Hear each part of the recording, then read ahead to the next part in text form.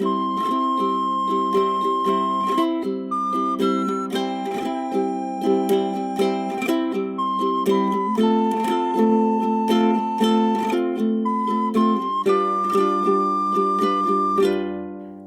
둘이 토크하고 있습니다. 안녕하세요. 김하나입니다. 안녕하세요. 황선우입니다. 톡토로 여러분들 많이 놀라셨을 거예요. 아이폰 쓰시는 분들 애플 앱스토어 열어보셨다가 저희 얼굴 발견하고 반갑다고 소식 전해주신 분들이 많으시더라고요. 네, 3월 7일 애플 앱스토어 첫 화면에 저희 얼굴이 떡하니 들어갔었죠. 네, 여성의 날 주간을 기념한 인터뷰였고요. 여자 둘이 다시 쓰고 있습니다 라고 하는 제목으로 게시가 됐었고 그날 하루 종일 참 여러 군데서 연락을 많이 받았습니다. 네. 지금도 앱스토어에 들어가셔서 검색칸에 여자 둘이 다시 쓰고 있습니다를 쳐보시면은 그게 앱스토어에서 꾸리는 스토리라고 하는 항목이에요. 그 인터뷰 전문을 다시 읽어보실 수 있으니까 혹시 놓치신 분들은 참고하시기 바랍니다. 네. 그리고 이 인터뷰 콘텐츠와 저희 팟캐스트 소개가 다른 나라의 애플에도 공유가 되더라고요. 그래서 미국 팟캐스트의 또 첫 화면에 여자들이 토크하고 있습니다가 소개돼서 미국에 계신 톡토로 분들이 그걸 보시고 제보를 해주시기도 했습니다. 뿐만 아니라 애플 공식 홈페이지 있잖아요. 애플.com. 거기 들어가면은 여러 애플의 제품군 소개가 있는데 그중에 애플워치 소개, 애플워치를 통해서 팟캐스트와 음악을 들으실 수도 있다라고 하는 부분에 그 팟캐스트의 예시로 여둘톡 이미지가 그 애플워치에 떠 있습니다. 그러니까요. 별일이 다 있죠. 하나씩 우리 성공했나 봐요. 성공했죠.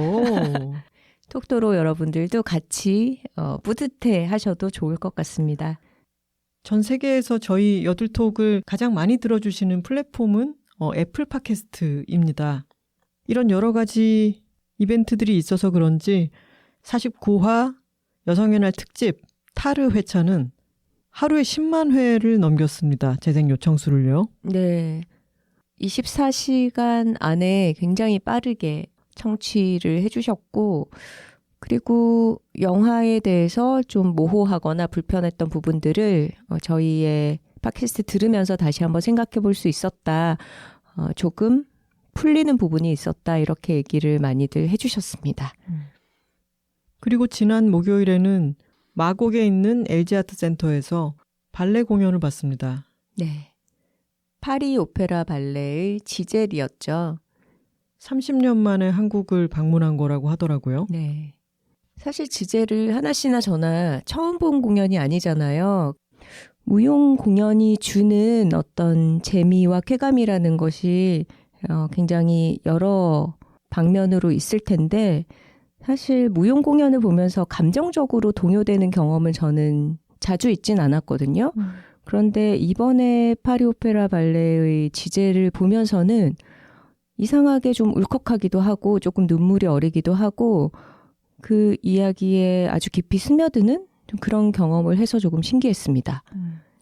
무용수들의 기량도 아주 훌륭했고 선우 씨 얘기처럼 1막 마지막에 지젤이 엄마에게로 달려가서 포옹을 하는 장면이 있는데 지젤을 워낙 많이 봐서 동선이라든가 진행이나 안무 같은 것을 익히 알고 있다고 생각했는데도 1막 마지막 그 장면에서 정말 저도 모르게 눈물이 왈칵 차올랐어요.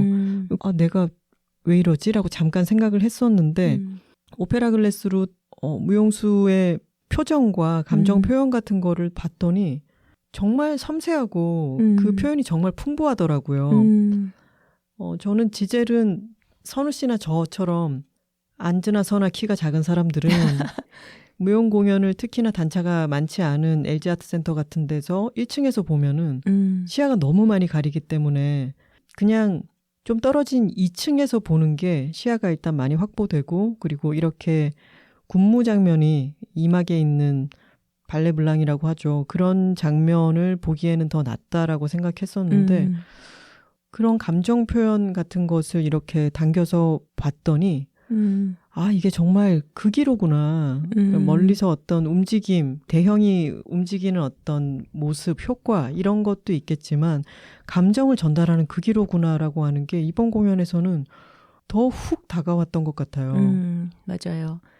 테크닉이나 기량을 잘한다라고 보게 되는 것과는 좀 다른 종류의 감정적인 표현이 와닿았습니다.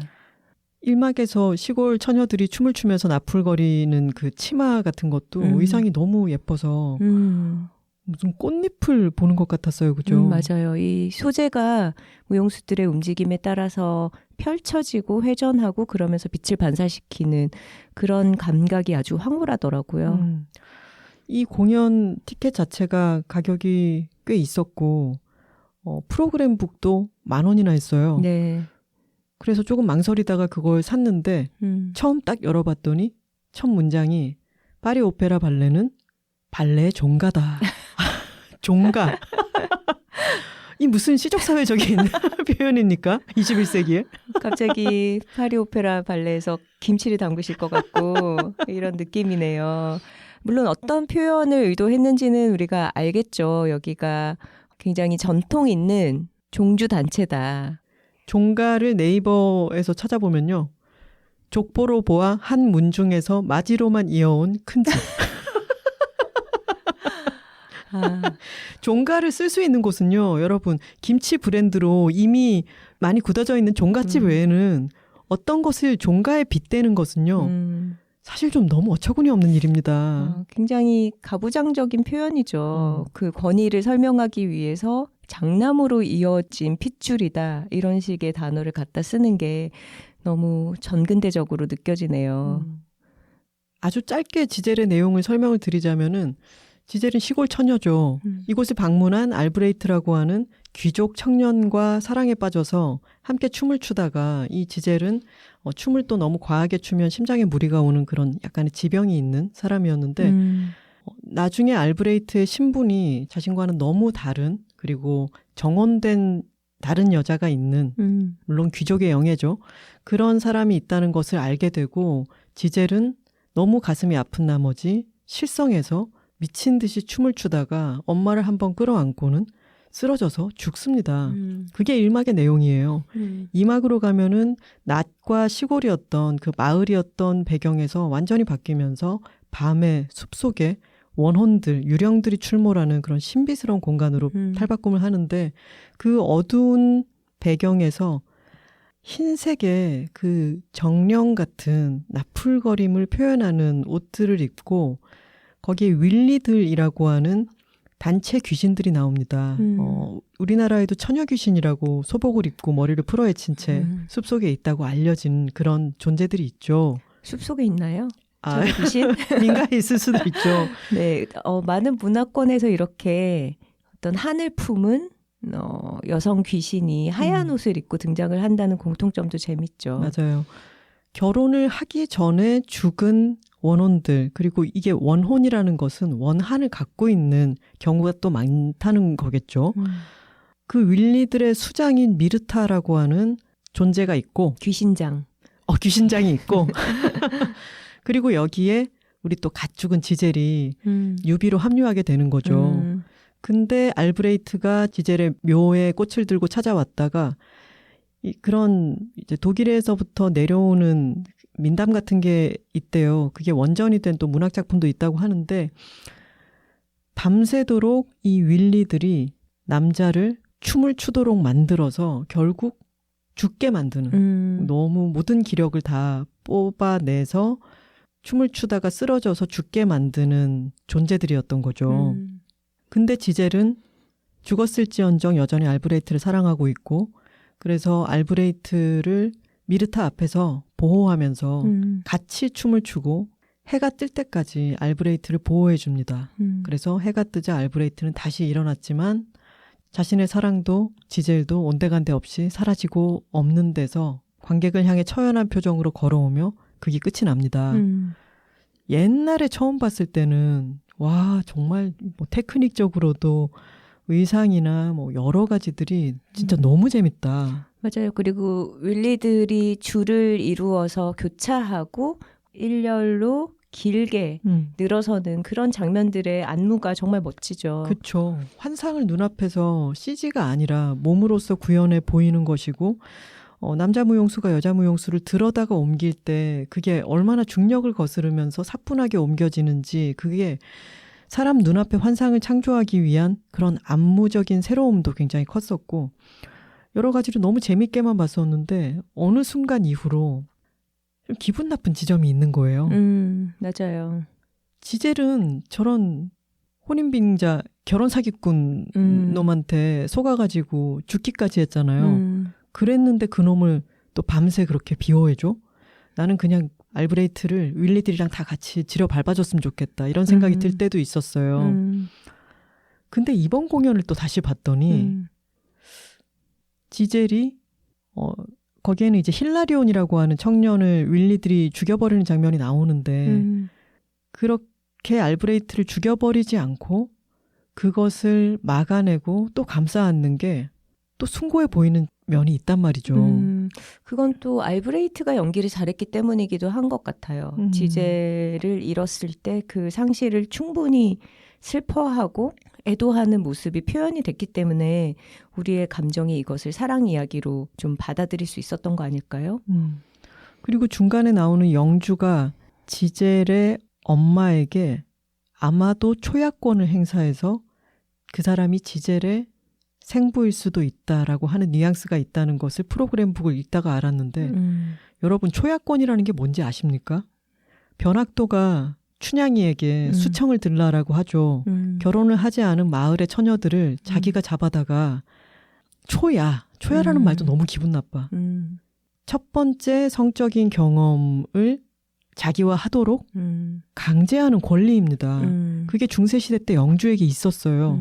근데 그런 것을 암시해서 지젤이 가지는 비극성을 더 심화하려고 했다. 뭐 이런 의도 같은 것이 나오니까 참 사실 겹겹이 기분이 나쁘기도 한 거죠. 여기에는 복수와 용서가 이 극 안에 함께 들어 있습니다. 네. 복수로 끌고 갈 수도 있었던 것을 용서를 함으로 인해 가지고 또 걸작이 된 케이스죠. 여러 가지 맥락이 있지만 저희는 이번 지젤을 또 아주 즐겁게 보았다는 말씀을 드리고요. 네, 5월에 국립발레단의 정기 공연이 예정되어 있는 것으로 알고 있습니다. 오늘 지젤 이야기를 시작을 한 것은 저희가 본 공연에 대해서 얘기를 하고자 하는 목적도 있지만 또 오늘의 주제와 맞닿아 있기 때문이기도 했어요. 자, 복수하면 이제 뭐야? 더글로리입니다. 연진아, 재밌게 봤니? 너무 재밌었잖아요. 자, 톡깔 한번 가겠습니다. 여, 둘, 톡톡톡톡톡. 파워, 파워, 파워. 파워. 좋은 걸 좋다고 말하기 여둘톡 제50화 주제는 더 글로리입니다. 저희가 이번에는 스포일러에 대한 안내를 드릴게요. 이 드라마를 아직 안 보신 분들이 많을 것 같아서 결정적으로 그게 결말을 알려드리는 내용은 초반에는 자제를 하도록 하고 여기서부터 스포일러입니다라는 공지를 드린 이후에 그 얘기를 나누도록 할까요? 앞에는 듣고 봐도 무방한 얘기들만 저희가 충분히 할게요. 그렇게 해도 할 얘기가 너무 많아요. 네. 스포일러가 시작되는 부분에는 다시 한번 말씀드리겠습니다. 지난 3월 10일에 더 글로리의 2부 9화부터 16화까지가 공개가 됐죠. 저희는 스케줄러에 3월 10일과 11일의 일정을 다 비워두고 더 글로리라고 적어놨습니다. 왜냐하면 이것이 공개되자마자 저희가 이어서 달릴 것을 예상을 했기 때문이죠. 하루에 다 8화를 보기는 좀 무리가 되니까 첫날 4화를 보고 그 다음날 또 4화를 보자 이렇게 배분을 해뒀어요.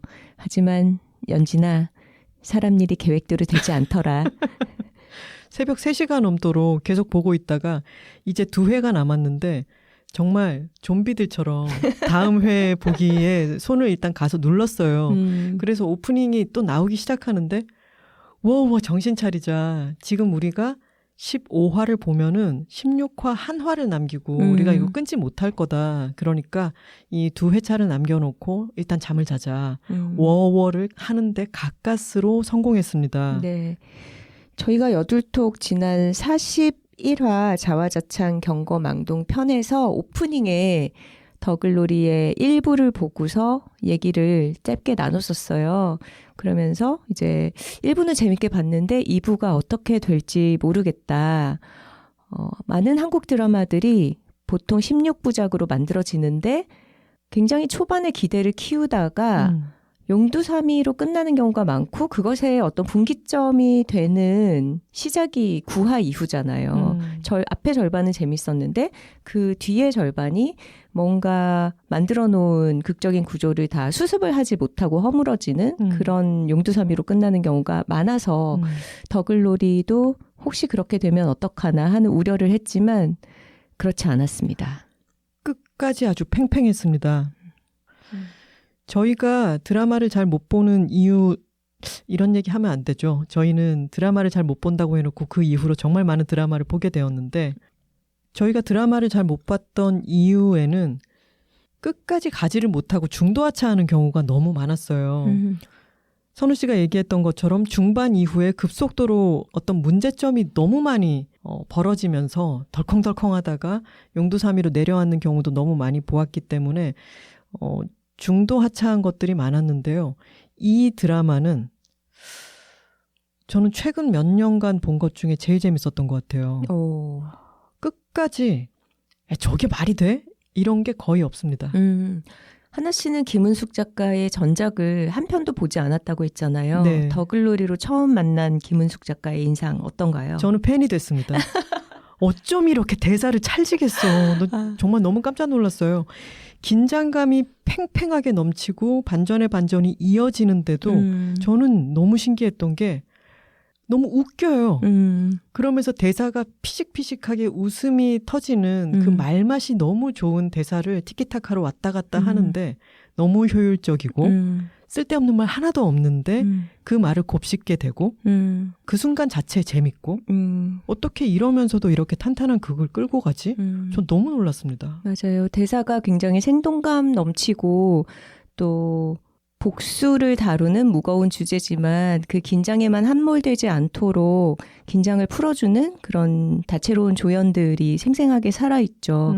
그리고 저는 이번 더글로리 보면서 느낀 게 여러 가지 사건들의 탈애가 많은데 그것의 타임라인 구조를 너무 잘 짜놨더라고요. 그래서 어떤 드라마들은 보면은 한 명이 죽었어, 사람이. 근데 그 죽은 사람이 방치된 채로 너무 그 얘기를 안 다뤄줘서 이래도 되나? 하는 경우들이 있잖아요. 근데 더글로리는 여러 가지 복잡한 사건들이 맞물려서 돌아가는 와중에 굉장히 적절하게 이것들이 동시다발적으로 흘러가는 그 구조를 다뤄주고 주제에 있어서도 학교폭력의 가해자들에 대한 사적인 복수라는 주제를 굉장히 작게만 다루는 것이 아니라 좀 거시적으로 거대한 주제로 확대시켜서 생각해 볼 만한 점들을 많이 남기면서 극적인 카타르시스를 줬던 것 같습니다. 저는 김은숙 작가님에 대해서 로맨틱 코미디를 잘 쓰는 사람 이렇게 인상을 갖고 있었고 초반에 아주 유명한 시크릿 가든, 파리의 연인 너무 옛날 드라마네요. 그런 작품들 이후로는 사실 잘 챙겨보지를 않게 됐었는데 오히려 사랑 이야기가 굉장히 부수적으로 작은 부분을 차지하고 더 큰 메인 주제로는 어떤 사람이 사람에게 저지르는 죄와 벌에 관한 복수에 관한 이야기가 메인이 된 이 더글로리를 보면서 김은숙 작가님 드라마에서 느낄 수 있는 어떤 쾌감 같은 거의 극단을 본 것 같아요. 아까 선우 씨가 어떤 일이 벌어졌을 때 조금 더 진행이 되다가 앞으로 돌아가서 그 전에는 어떤 일이 있었냐면 하는 것을 타임라인을 잘 배분해서 왔다 갔다 해가면서 보여준다고 했잖아요. 근데 사람들이 헷갈리지 않게 하지만 궁금증이 커졌다가 그게 또 이어서 궁금증이 잘 해소되고 그러면 납득을 한 채 그 다음 이야기로 또 넘어가게 되고 이런 것을 쥐락펴락을 너무 잘하는 거예요. 그리고 이 장면의 연출에 아이디어가 굉장히 많습니다. 그래서 보는 사람들이 새로움을 계속 느끼면서도 그 흡인력을 잃지 않고 계속해서 끌고 가는 거죠. 16회 끝까지. 맞아요. 뭔가 덜컹거린다거나 구멍이 뻥뻥 있다거나 하지 않게 느끼면서 나아간 거는 그런 상성이 아주 좋았던 것 같습니다. 워낙 많이 화제가 되고 있기 때문에 대충의 내용에 대해서는 알고 계시겠지만 짧게 그에 대해서 말씀을 드릴게요. 시작하게 된 그 계기가 참 재밌었죠. 그 전에 이 얘기부터 할게요. 김은숙 작가와 김은희 작가가 친구라면서요. 두 분이 친하시다고 하더라고요. 네, 그분들에게는 딸이 있는데 그 딸들이 또 동갑이라고 합니다. 네. 근데 그 딸들이 이를테면 어떤 습작을 하는 거, 극을 쓰는 거를 봤더니 김은희 작가의 딸은 마지막이 되면 막 다 죽여버리는 이런 식의 극을 쓰고 김은숙 작가의 딸은 새로운 전학생이 재벌 2세더라. 이런 이야기를 쓰더라. 이런 얘기가 우스갯소리처럼 본인들이 직접 하셨던 말씀인데 하루는 김은숙 작가의 딸이 엄마, 내가 죽도록 맞고 오는 것과 죽도록 때리고 오는 것 중에 어떤 게 더 나을 것 같아? 라고 하는 질문을 던진 거죠. 여러분 생각을 해보세요. 아직 중고등학교를 다니고 있는 딸이 여러분에게 그렇게 물었다고 생각해 보십시오. 그냥 툭 던진 질문이었을 수 있지만 그 말을 들은 엄마나 아빠는 생각이 너무 복잡해질 수밖에 없죠. 최근에 또 김은숙 작가가 작품에 대한 인터뷰에서 만약에 딸이 폭력의 피해자가 된다면 나에게는 그 가해자들을 지옥 끝까지 끌고 갈 돈이 있다. 이렇게 얘기를 했더라고요. 근데 만약에 그런 돈도 백도 같이 싸워줄 부모도 없는 주인공이 피해자라면 그럴 때 어떤 이야기가 펼쳐질까? 그런 가정에서 더글로리는 출발한다고 볼 수 있겠죠. 네. 그리고 최근에 어떤 학원 폭력을 부모의 뒷배로 덮어왔던 사실이 최근 막 드러나고 그러잖아요. 드러났어도 제대로 처벌이 되지 않고 그렇죠. 그렇게 오히려 흘러가는 명문대학, 소위 명문대학에 진학을 하고 실제로 가해자들이 그렇게 징벌을 받지 않고 오히려 승승장구하면서 살아가는 것을 우리는 이 사회에서 목도를 합니다. 이런 일이 비일비재하겠죠. 그렇다면은 그 피해자들 중에서도 가장 손 내밀 곳이 없는 피해자의 이야기라고 한다면 그 어린 나이에 가장 힘들고 죽고 싶은 시기에서부터 차곡차곡 복수의 칼날을 갈면서 계속해서 나이 들어온 사람이 마침내 그것의 복수를 실행하는 이야기입니다. 그게 시작되면은 문동은이라고 하는 주인공이 나옵니다. 엄마는 알코올 중독에 정신이 조금 이상한 분 같고 아이를 제대로 돌보지 않죠. 아주 가난하고 그리고 학교에서는 여러 명의 유복한 집 자식들에게 얘들 진짜 못됐죠. 엄청난 모욕과 가해를 당합니다. 근데 그 가해의 수준이 너무 끔찍하죠. 맞아요. 그 폭력의 수위에 대한 묘사가 굉장히 적나라하기 때문에 조금 트라우마가 될 수도 있어서 좀 늦은 시간 혼자 보시는 분들에게는 좀 시청 주의하시라는 말씀을 드리고 싶고요. 처음에 볼 때는 이렇게까지 폭력 장면을 적나라하게 다 보여줘야 되나 하는 의문이 들기도 했었어요. 그런데 극을 따라가면서 그렇지, 이 문동은이라는 주인공이 얼마나 아플까, 얼마나 힘들까, 그리고 그 상처라는 게 얼마나 쉽게 치유되지 않고 평생을 따라다니는 것일까. 그것에 시청자들이 충분히 이입하고 함께 이 복수의 가담을 감정적으로 하기 위해서 필요한 장면이었구나 하고 설득이 되더라고요. 저도 머리에 고데기를 곧잘 사용하곤 하는 고대인으로서 자칫 잘못해서 손끝이 그 달궈진 고대에 잠깐 닿거나 해도 너무 쓰라리고 뜨겁단 말이에요. 그렇죠. 근데 그 고데기로 온몸을 지지는 그런 가해를 고등학생들이 가합니다. 이게 그냥 극적으로 문동은에게 어떤 강력한 동기를 쥐어주기 위한 것이겠거니 했지만 실제로 이런 일이 있었다라고 하는 보도와 그 피해자가 나와서 얘기하는 것을 캡처한 사진들을 제가 봤거든요.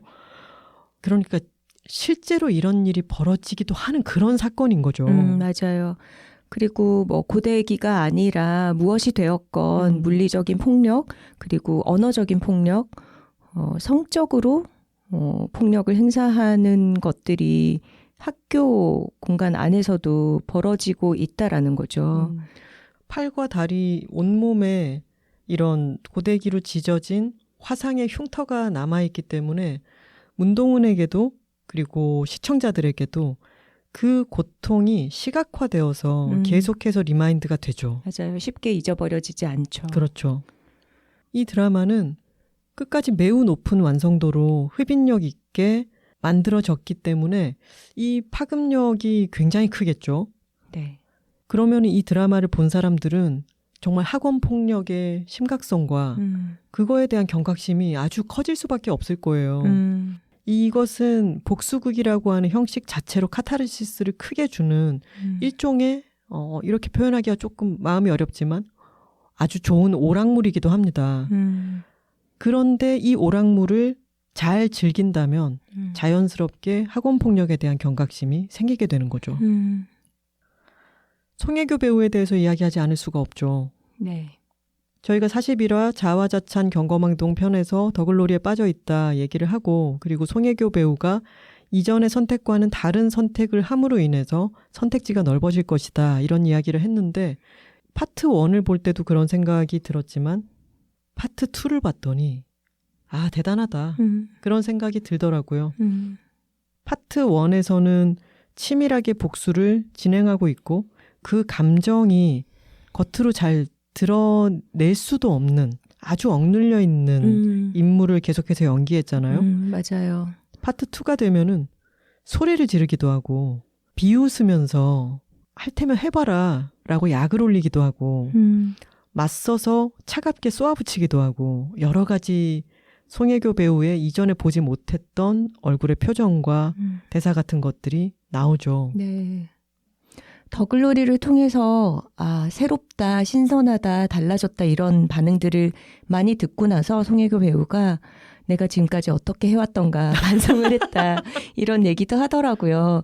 그리고 저는 그 얘기가 재밌었어요. 이제 동훈의 흉터를 자신의 복수를 도와주게 되는 캐릭터 주여정 앞에서 처음으로 보여주는 그런 장면이 있는데 말하자면 소위 노출신이죠. 배우의 몸을 보여주게 되는 장면인데 이 장면을 위해서 뭔가 운동을 해서 몸을 예쁘게 만드는 게 아니라 정말 좀 앙상하고 가엾은 그런 동훈의 모습을 보여주고 싶었다라는 얘기를 하더라고요. 그러면서 동훈 역할을 하면서는 예쁘게 보이고 이런 것들을 전혀 신경 쓸 여유가 없었다. 그렇게 살아온 사람이 아니기 때문에. 그런데 배우로서는 이런 역할 하면서 굉장히 신나고 짜릿했을 것 같아요. 신나고 짜릿해 있구만 싶은 또 하나의 엄청난 인물이 있죠. 연진아. 바로 그 대상 박연진입니다. 네. 임지연 배우가 연기하는 거 저 처음 봤는데 와 너무 대단해요.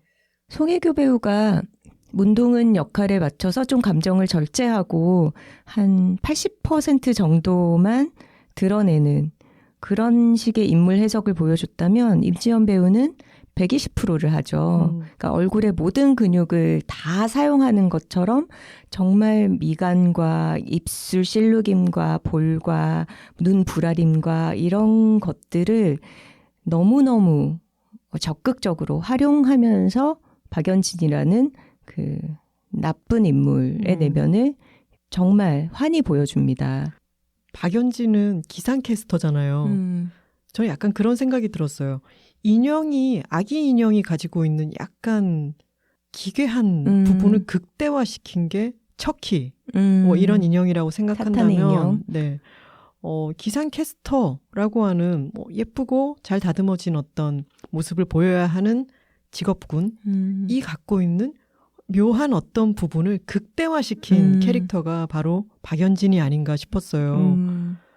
그리고 그렇게 보여지는 모습과 자신이 살아온 모습이 극단적으로 다르고 카메라 앞에 섰을 때의 말투, 모습, 여러 태도 이런 것과 카메라가 딱 꺼지면 나타나는 온갖 비속어를 쓰고 담배를 바닥에 탁 던지고는 하이힐로 찍찍 밟고 상대를 무례하게 대하고 업신여기고 속을 뒤집어 파는 말을 아무렇지도 않게 하는 그런 캐릭터로 나왔는데 아니, 정말 잊을 수 없는 악당이죠. 그래서 이 연기를 볼 때 두 가지가 같이 오는 거예요. 하나는 와 진짜 저 인간 죽여버리고 싶다. 진짜 너무 밉다 하는 것과 어떻게 저렇게 미운 연기를 잘할까라고 하는 게 동시에 막 같이 계속 오더라고요.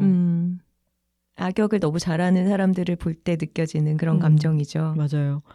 지난번 41화 때에도 말씀을 드렸지만 악역 3인방 여성 배우들이 너무 잘합니다. 네, 김희열아 배우 이사라 역할의 그 배우도 정말 더글로리를 통해서 재발견된 것 같아요.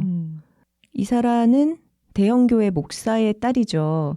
그래서 겉으로는 교회 예배에 참석하면서 목사 딸로서 여러 가지 부와 명예를 누리지만 사실은 마약 중독자이고 그 마약을 구입하기 위해서 손명호라는 그 또 다른 친구와의 커넥션이 있고 또 약에 취해서 그림을 그리는데 그거를 자기 자신이 창작 활동을 한다기보다는 돈으로 매수한 문화생들에게 어시스턴트들에게 거의 다 실무를 시키고 있고 그 작품을 판매한 돈으로 또 목사인 아버지가 세금을 탈루하는 그런 어두운 커넥션 속에 있는 인물이죠. 근데 약에 취했을 때 어떤 이 사람의 여러 가지 행동이라든가 혹은 이사라와 박연진을 비롯한 이 친구 집단은 서로 굉장히 교양 없고 저속한 그런 말과 행동들을 하는데 그중에서도 가장 탁월한 인물이 김희열아 배우가 아니었나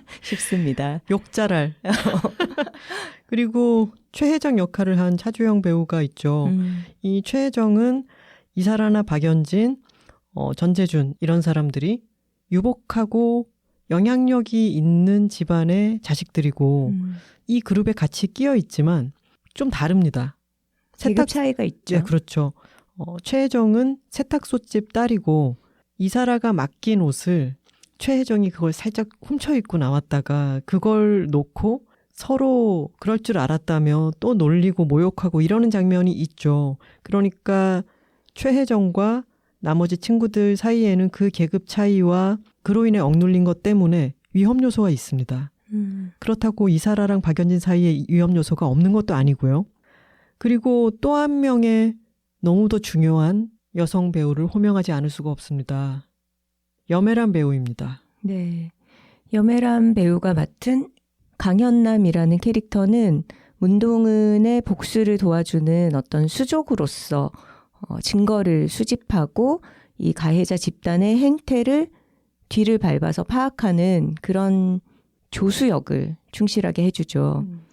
강현남은 자기 자신이 가정폭력의 피해자이기도 합니다. 그래서 지옥 같은 자신의 집에서 딸과 함께 벗어날 수 있는 어떤 길로서 문동은에게 자기 남편을 없애달라는 그런 조건 하에 문동은의 일을 돕기로 하죠. 나중이 되면 염혜란 배우가 어떤 일로 복도에 쓰러져서 엉엉 울다가 잠깐 웃다가 다시 또 울다가 하는 장면이 있는데요. 와, 어느 배우가 이 역할을 해낼까? 그런 생각이 들더라고요. 캐스팅을 너무 잘했고 이 강현남이라고 하는 배역은 사실은 적절한 역할이 주어지면 아주 중요한 역할을 잘 해낼 수 있는 사람입니다. 자기 스스로도 스파이의 소질이 있다라고 얘기를 하죠. 책임감도 있고 의리도 있고 일도 수완 좋게 잘 해내고 할 수 있는 사람인데 이 사람의 여러 환경과 그로 인해서 배움에도 한계가 있었을 수 있고 이 사람의 삶에서 선택지가 많지 않았겠죠. 그래서 주정뱅이의 가정폭력범인 남편을 만나서 아주 힘들게 살고 있지만 이 딸을 잘 지켜내기 위해서 자신을 희생하기도 하고 때로는 강단을 발휘하고 그럴 수 있는 복합적인 캐릭터죠. 그리고 정말 팽팽하게 당겨진 신경줄로 복수에만 초점이 맞춰진 문동은의 삶에서 웃을 수 있는 숨구멍을 틔워주는 그런 몇 안 되는 존재가 이 강연남입니다. 잠복 근무할 때 항상 삶은 달걀을 싸다니잖아요. 늘 먹을 거를 건네고 사모님이라고 부르면서 뭔가 웃지 않을 수 없는 그런 농담들을 건네기도 하고, 그리고 이렇게 얘기를 하죠. 맞고 사는 년은 웃지도 않는 줄 아느냐. 나는 맞고 살지만 명랑한 년이다. 이런 얘기를 하는데 참 매력적인 캐릭터죠, 현남은. 그 전에는 운전을 하지도 못했고 DSLR 카메라를 사용하지도 못했고 그럴 기회가 없었기 때문에 자기가 할 수 있는 거는 청소일이라든가 다른 집에 가서 어떤 가정의 일을 돕는다든가 이런 일들만 자기는 할 수 있다고 생각했는데 차와 DSLR 카메라가 주어지자 그것을 능숙하게 사용하고 처음에는 약간 어리버리하지만 그걸 잘 활용해서 굉장히 큰 도움을 계속 줍니다. 네. 이것은 이런 기기를 내가 이런 걸 할 수 있을까라고 하는 의심에서 내가 이것을 잘 할 수 있다. 확신을 가지게 되는 인물이죠. 저는 그래서 이 사람의 한정되었던 능력이 점점 더 그 반경도 넓어지고 그렇게 되어가는 걸 보는 것도 즐거웠어요. 일종의 현남의 자기개발기이기도 하죠. 그리고 가정폭력의 피해자가 잘 웃는 사람이고 남을 잘 웃기기도 하는 사람이라는 게 우리가 은연중에 갖고 있는 피해자다움에 대한 어떤 선입견을 깨주기도 합니다. 그리고 주여정 역할을 한 이도현 배우가 있습니다. 저는 이도현 배우도 처음 봤는데 처음에는 약간 그 마스크가 눈도 좀 많이 올라가 있고 그 마스크에 적응하는데 살짝 시간이 걸렸어요. 근데 이 배우도 연기를 참 잘하더라고요. 발성이 참 안정적이고 발음이 정확하게 잘 들리죠. 네, 대사 처리를 참 잘하고 문동은과의 러브라인이 시작될 때 저희가 파트 1을 보면서 우려를 했는데 이 주여정이라고 하는 캐릭터도 복수를 해야만 살겠는 어떤 존재가 있다는 게 드러나면서 파트 1이 끝납니다. 더 자세한 얘기는 스포 경고 딱 알리고 나서 하면 좋겠네요. 전재준, 손명호 역할을 했던 박성훈, 김건우 두 배우도 참 잘했죠. 그리고 박연진의 남편인 하도영이 나옵니다. 정성일 배우가 연기를 했는데 저는 이분은 연기보다 이 이미지로서 기여하는 게 아주 크다고 생각해요.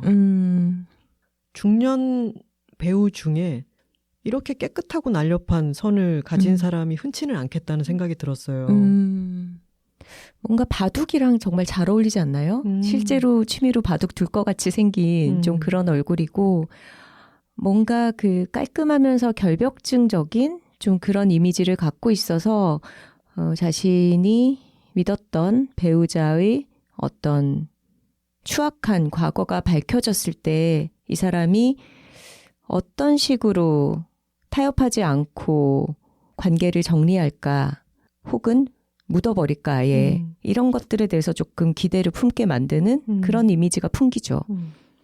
그리고 문동은의 친모 역할을 한 박지아 배우 이런 말씀 조금 죄송하지만 진짜 저 사람 미친 거 아니야? 싶을 정도로 알코올 중독에 정신이 좀 이상한 엄마의 연기를 너무 잘하니까 이거 다 거짓인 거 아시죠? 네, 픽션입니다.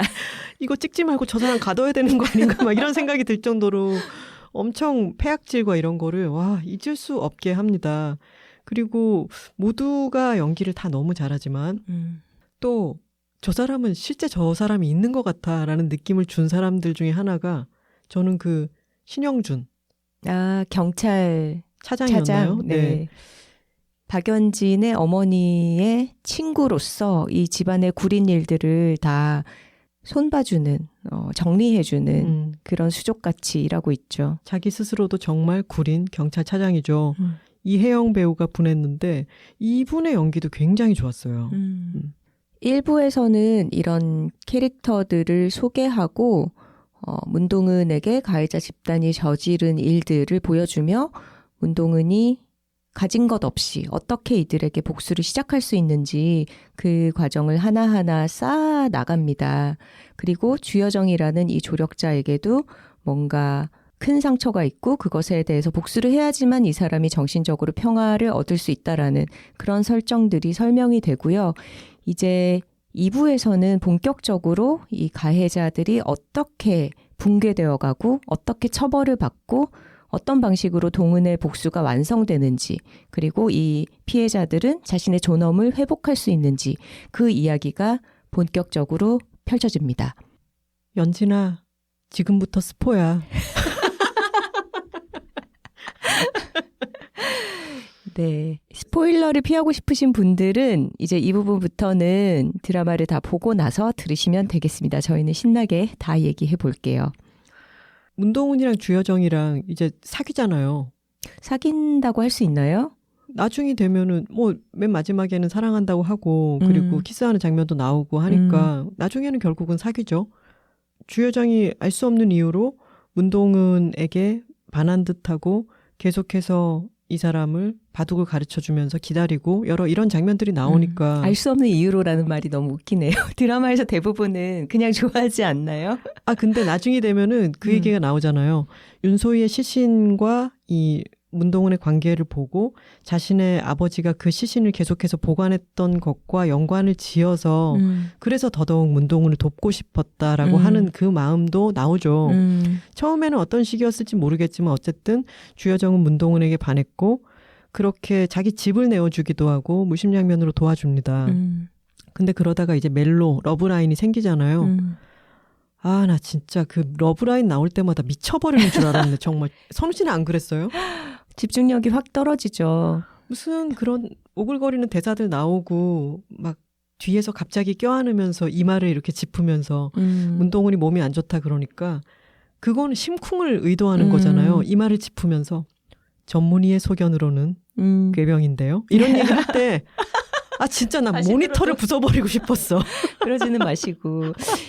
이게 김은숙 작가가 참 그런 거를 잘 쓰는 분이잖아요. 애기야 가자. 뭐 내 안에 너 있다. 뭐 이런 식의 그런 심쿵 대사를 잘 쓰는 분으로 일가를 이뤄왔던 분인데 이번에 드라마의 장르가 바뀌고 힘주는 포인트가 달라져서 이 멜로 씬들이 동동 뜨게 느껴진 건지 혹은 보는 사람들이 기대하는 바가 바뀌었기 때문에 얼른 복수를 했으면 좋겠는데 지금 사랑할 시간이 어디 있어? 이런 식의 관점으로 봐서 그런지 모르겠지만 유독 이 두 사람의 사랑이 전개될 때는 저는 드라마 보다가 약간 몰입해서 빠져나와서 폰을 좀 확인하고 마실 걸 좀 가져오고 이런 시간으로 활용하게 되더라고요. 맞아요. 둘 다 모니터를 도저히 보고 있을 수가 없어가지고 딴청을 피우고 어떻게든 지나갔으면 좋겠는데 중요한 대사가 나올 수도 있으니까 틀어놓긴 해야겠고 온몸이 너무 오그라들어서 미치겠고 이랬었죠.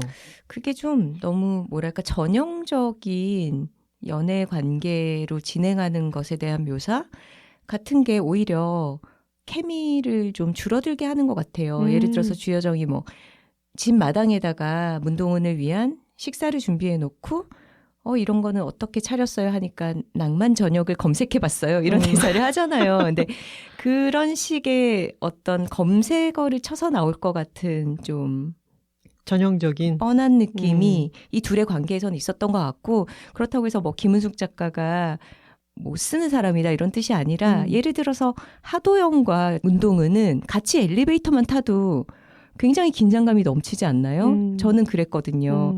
혹은 문동은과 강연남 사이에 어떤 서로 이야기를 주고받으면서 이 사람들 사이가 조금씩 가까워질 때는 굉장히 간질간질하기도 하고 그 감정이 막 전해져 오죠. 그러니까 오히려 한번 사랑 이야기 봐보세요 하고 만들어 놓은 세팅을 러브라인도 준비해봤습니다. 세팅해 놓은 이 남녀 관계가 가장 어떤 떨림이 없었다라는 게 좀 재밌었어요. 오히려. 맞아요. 이 잘 만들어진 복수극에서 진짜 좀 덜어냈으면 좋겠다 싶은 장면들은 다 그런 세팅된 러브라인의 장면들이었고 맨 마지막에 보면은 바닷가로 달려가면서 막 남자가 재롱을 떨면서 저 노래 잘한다고요? 꾀꼬리 같다고요? 이러면서 노래를 부르면 여자가 막 그에 맞춰서 끄덕끄덕 즐거워하고 이런 장면은 진짜 처음으로 환한 웃음을 보이는 동은.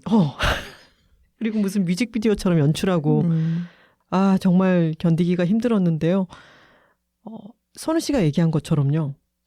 하도영과 문동은의 관계 저는 거기서 제일 이 전체 극에서 가장 그런 감정선이 섬세하면서도 진짜로 저에게 심쿵을 줬던 장면은 어떤 거였냐면 바둑신? 아니요. 오히려 하도영이 모든 게 이제 다 밝혀지고 있는 와중에 하도영이 문동은에게 내 안에 여러 가지 것들을 알고 있지만 이혼하지 않을 거라고 얘기하면서 그럼 우리 또 봐요. 라고 얘기하는 장면이 있었어요. 사실 내가 문동은을 만나려면 이혼을 해야 만날 수 있죠. 불륜이 안 되게 내가 아내가 없는 사람이고 당신과 만나고 싶다고 얘기를 하려면 기존의 관념으로는 이혼을 해야 만날 수 있죠. 근데 문동은은 나에게 그런 관심이 아니라 이혼을 시키려고 나와 지금 만나고 연이 닿아 있는 사람이기 때문에 자신은 이혼을 하면 문동은은 자기를 볼 이유가 없어요. 그렇기 때문에 이혼을 하지 않겠다. 그럼 우리 또 봐요. 라고 얘기를 하는 장면은 진짜 몇 겹으로 섬세하게 그 감정이 역설을 통해서 전달되는 장면이죠. 그 장면은 심쿵이죠. 굉장히 모호하고 약간 애매하기 때문에 더 큰 가능성을 던지는 좀 고단수의 대사 같았죠. 네. 그리고 강연남과 문동은 그러니까 이모님과 사모님의 관계죠. 이모도 아니고 사모도 아니지만 이 둘의 관계성이 너무 좋죠. 이들 사이에서 또 그런 대사가 있습니다. 각자가 할 일을 이제 다 완수했어요. 하도영과의 대사와도 좀 비슷하네요. 완수를 했기 때문에 이 둘은 다시 만나게 된다면 또 복잡하게 여러 음모와 이런 데 얽히게 되는 거잖아요. 그러니까 우리 더는 앞으로는 보지 말자고 얘기하는 거죠.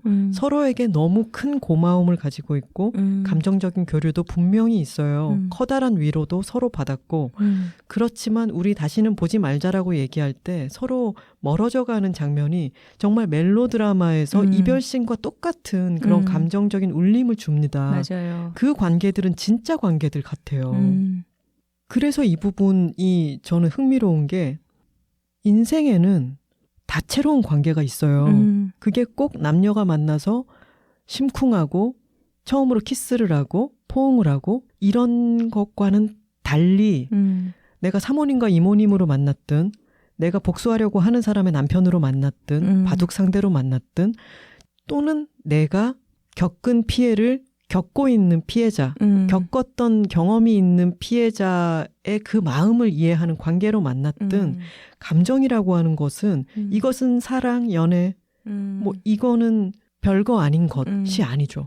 정말 깊숙한 관계들이 이름 붙일 수 없는 수많은 관계들이 있고 이 드라마에서는 러브라인이라고 명명된 관계만 빼면 그런 여러 복합적인 관계들이 되게 많이 나옵니다. 이것조차도 김은숙 작가의 큰 그림이 아니었을까요? 그런 다양한 관계들이 사람을 구원하고 살리고 존재하게 하는 와중에 그런 남녀 간의 사랑이라는 건 오히려 작다. 굉장히 피상적이다. 그래서 정말 작고 일부러. 유치하게 그렸다. 일부러 약간 좀 케미 없이 그린 건 아닐까? 이런 생각을 갑자기 이해가 또 빡 됐어. 하게 되네요. 그리고 이 관계성에서 정말 재밌는 것은 뭐냐면 공범이라고 하는 관계입니다. 이 어떻게 보면은 박연진, 이사라, 전재준, 최정, 손명호 이 무리들은 공범이라고 할 수 있죠. 근데 이들은 그때부터 지금까지 우리가 지내온 끈끈함으로 똘똘 뭉친 그런 게 아니죠. 서로 간의 이해관계도 있고 계속 서로 쌍욕을 퍼부으면서 이게 진정한 신뢰를 기반한 바탕이라기보다 같이 저지른 범죄도 있고 같이 쉬쉬해야 하는 것도 있고 그러면서 서로를 의심하기도 하고 불안 요소가 있는 공범들이죠. 그렇죠. 근데 동은과 현남은 아주 끈끈한 공범이죠. 그리고 주여정과 문동은도 아주 끈끈한 공범입니다. 이 공범 관계는 조금 다른 이름을 붙여줘야 될 것 같아요. 피해자들의 연대라거나 복수의 공범들. 복수의 공범들이죠. 그렇죠. 네, 이 복수의 공범이라는 것은 사랑보다 훨씬 큽니다. 이 극에서는요, 적어도. 주여정에게는 죽이고 싶은 강영천이라고 하는 존재가 있죠.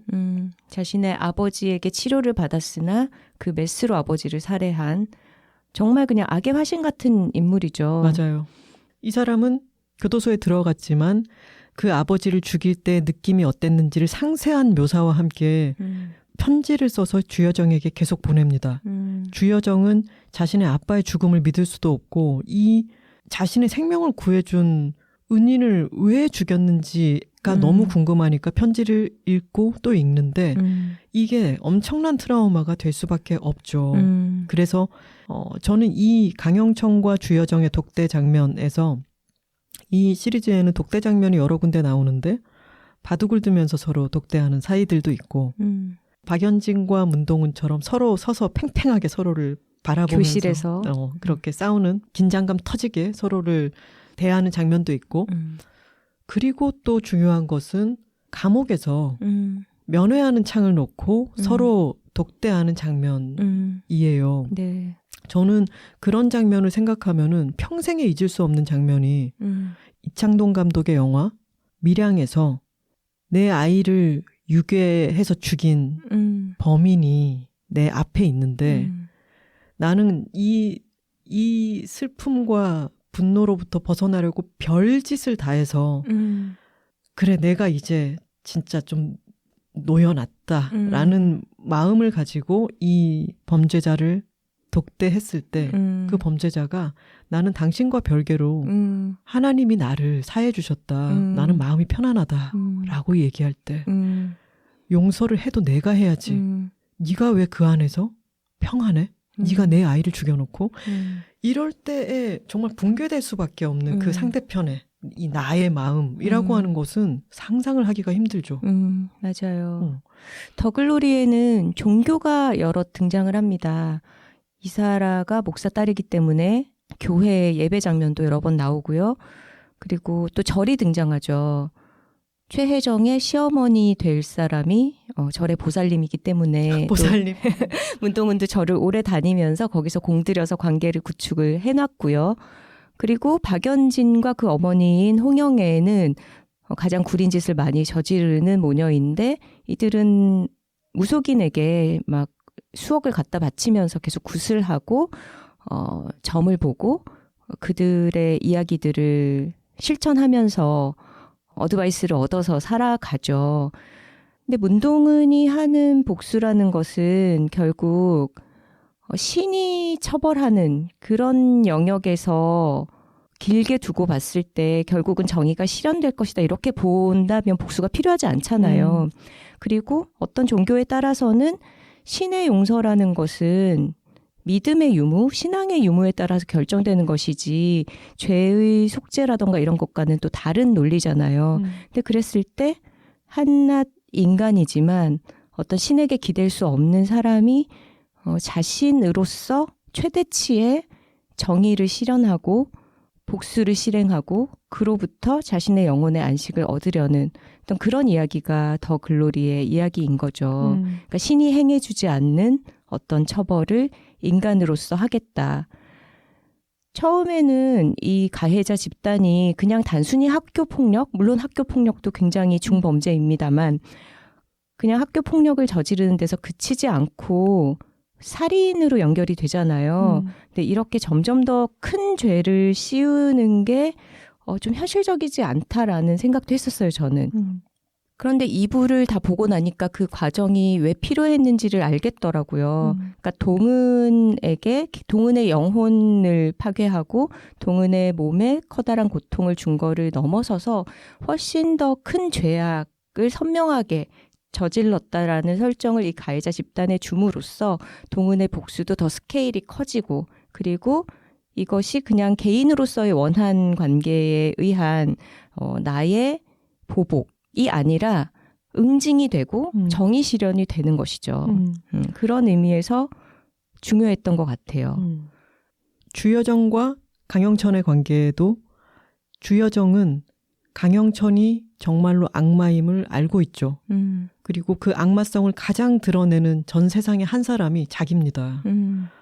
응징을 하고 싶죠. 그리고 응징해 마땅하다라고 하는 어떤 것을 그 디테일들을 시청자에게 전해주죠. 근데 강영천은 깝죽대면서 이렇게 얘기하죠. 그런 거 못하잖아요. 그 선서 같은 거 하잖아요. 의사니까. 그랬더니 짐승을 구할 거였으면 수의사를 했고 악마를 구할 거면 목사를 했어요. 난 인간만 구해요. 라고 얘기하죠. 그리고 주여정과 문동은은 또 한 번 공범으로서 강형천에게 무언가를 할 거라는 걸 암시하면서 끝이 납니다. 그리고 그 전에 대사로 아마도 그것을 들키지 않을 거라고 하는 암시를 주면서 끝이 나죠. 맞아요. 그리고 문동은의 복수도 자기 손에 직접적으로 피를 묻히지 않으면서 이루어지잖아요. 그게 참 재밌죠. 네, 그 윤소희 사건을 재수사하는 담당 형사가 이런저런 상황들을 다 세팅한 게 문동은 씨 아니냐 이런 식의 취조를 했을 때 그래서 이게 불법인가요? 라고 질문을 하죠. 그런 식으로 자신이 빠져나갈 수 있고 이 가해자 집단이 결국은 괴멸을 하게 되는 동력 자체가 문동은이 뭔가 이들을 직접 처단하는 게 아니라 각자 스스로들 욕망이 얽혀 있고 어떤 타락한 지점들이 얽혀 있기 때문에 자기들 스스로 칼을 꽂으면서 괴멸해 가잖아요. 맞아요. 그게 또 가장 통쾌함을 주는 부분이고 이 이야기의 플롯이 잘 짜여졌다고 느끼게 되는 지점인 것 같아요. 그들은 그 악랄한 그들의 성격 때문에 죽게 되죠. 죽거나 파멸을 맞게 되죠. 근데 이런 부분이 있었어요. 이들이 응징당에 마땅한 인간들이다라고 하는 걸 보여주기 위해서 여러 가지들이 등장하잖아요. 안 좋은 여러 뭐 성격적인 부분이나 뭐 무례함 여러 가지들을 보여주는데 거기에 이제 성적인 문란함이 들어갑니다. 뭐 그건 그렇다 쳐요. 근데 저는 한국 드라마에서 잘 이해가 안 되는 게 성적으로 저렇게 문란한 것들은 응징받아 마땅하고 주인공 커플은 손끝 하나 안 닿고 너무 지고지순 순결 막 이렇게 그려진단 말이죠. 너무나 수줍게 맨 마지막에 가서야 뽀뽀 한번 하고 뭐 이런 식으로 저는 이게 너무 변태적인 것 같아요. 이건 사람들에게 그렇다고 말을 하지는 않지만 이상한 순결서약 같은 거예요. 그런 부분이 분명히 있죠. 보면 가해자 집단의 남자들은 다 죽습니다. 네, 죽음의 징벌을 받아요. 손명호 죽었죠. 전재준 죽죠. 그리고 그 신영준이라는 경찰 죽죠.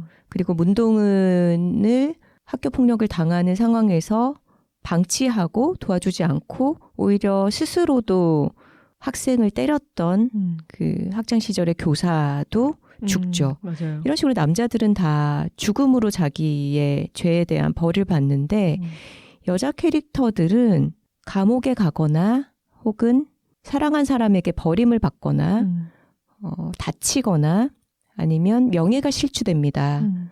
근데 그 과정에서 이 사람들이 성적으로 방종했다, 문란했다라는 것이 손가락질 당하게 되는 굉장히 큰 빌미를 제공을 하죠. 그리고 심지어는 섹스 비디오가 찍혀서 그것이 유출되기도 하고요. 근데 이런 식으로 여성 캐릭터를 추락시키는 방식 자체는 좀 아쉽기도 하고 문제가 있다고도 느껴졌습니다. 이 드라마에서는 가장 큰 무기 중에 하나가 칼도 있지만 영상입니다. 옛날에 찍혔던 영상이 폰을 복구해가지고 다시 대중 앞에 드러나기도 하고 그 영상이 CCTV가 다 녹화되어 있었기 때문에 결정적인 증거로 왔다 갔다 하기도 하고요.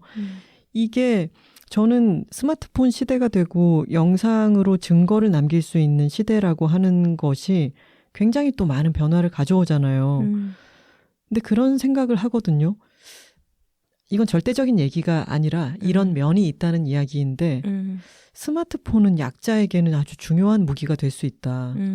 그게 이제 뭐 무고죄니 뭐 이런 얘기들도 하지만 어떤 억울함을 당한 사람들이 예전에는 그것을 어디도 호소할 수가 없었어요. 그런 증거를 남길 수도 없고 그런 증거를 어디다가 제출한다 한들 거기서 기각시켜버리면 끝이었죠.